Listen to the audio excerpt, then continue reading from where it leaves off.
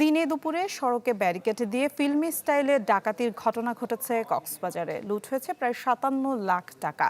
বেলা ১:৩০টার দিকে ঘটনা ঘটে টেকনাফের দমদমিয়া ব্রিজ এলাকায়। এই ঘটনায় আরমান নামে এক বিকাশ কর্মী আহত হয়েছেন। তার অভিযোগ, একরাম নামে এক সহকর্মীকে নিয়ে একটি বাসে করে টাকা জমা দিতে যাচ্ছিলেন নীলায়। পথিমধ্যে ১০ থেকে ১২ জনের একটি দল ব্যারিকেড দিয়ে তাদের বাস আটকায়। পরে বাসে উঠে দুজনের কাছ থেকে ৫৭ লাখ টাকা ছিনিয়ে নেয়। এই ঘটনায় বাস চালককে হেফাজতে নিয়েছে পুলিশ।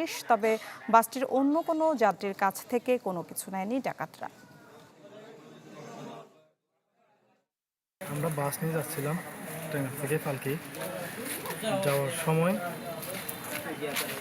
যেতে যেতে কর্তব্যে গেছি ১৪ নম্বর ব্রিজের এখানে হঠাৎ করে গাছ ফেলে দিছে ডাকাত দল ১০-১২ জন হলো ডাকাত দল। গাছ ফেলার পরে আমরা বাসওয়ালাকে অভাব টান, ড্রাইভার সাহেব টানেন এরকম বলছি, টানেন নাই। তারপর ডাকাত দল উঠছে, উঠার পরে চেক করে চলে যাচ্ছে। তারপর যে হুট করে একজন কে জানি ওদের টিম আর আমার সাথে যে ছিল ওকে দেখাই দেওয়ার পর ও বলছে এরকম। তখন আমরা বাসের সিটের ভিতরে আমরা ব্যাগগুলো ঢুকে দিয়েছিলাম।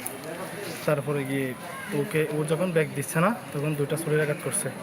বড় বড় ওই প্যারাগের গাছ আছে না, প্যারাগ মাইজে ওইটা সাক্ষাৎ হঠাৎ করে গাছ করে আমার হাতটা ভেঙে বন্ধু আমারে দাম দিবি।